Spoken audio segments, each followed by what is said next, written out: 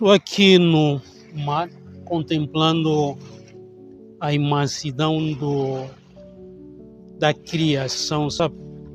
Estou aqui, como você pode realmente ver no mar, estou contemplando a imensidão das águas, a onipresença, o sinal da onipresença, da onipotência do nosso Criador. É algo realmente incrível. Toda vez que você pensar que você é grande, você é maior, se aproxime a um rio, à praia, ao oceano, para você ver a sua insignificância, a sua pequenez, sabe?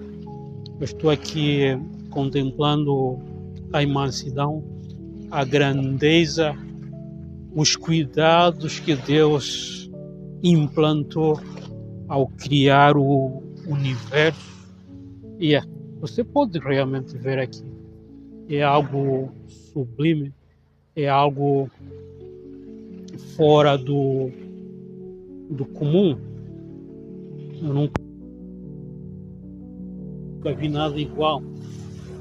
Então estou aqui contemplando a natureza, a criação, e o sinal da bondade imerecida do nosso bom Pai e do nosso bom Pastor, sabe?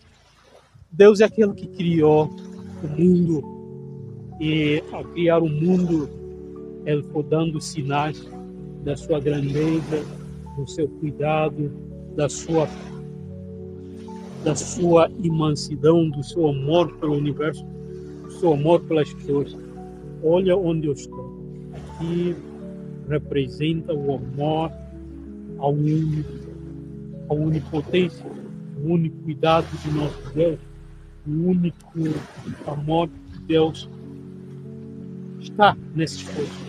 Então Deus criou muita coisa. Deus criou o universo, Deus criou as águas, Deus criou os peixes, Deus criou as plantas, Deus criou tudo aquilo que nós temos. E cada uma delas é prova viva que Deus existe.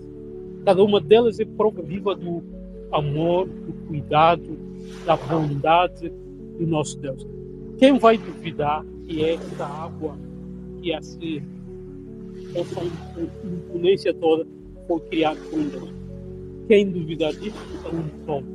Só os tolos negam, sabe, o que alguém criou.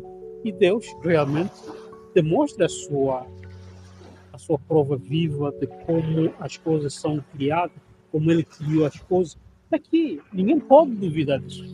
Então, eu, por exemplo, estou aqui nessa praia e fiquei alguns minutos contemplando o navio lá no fundo.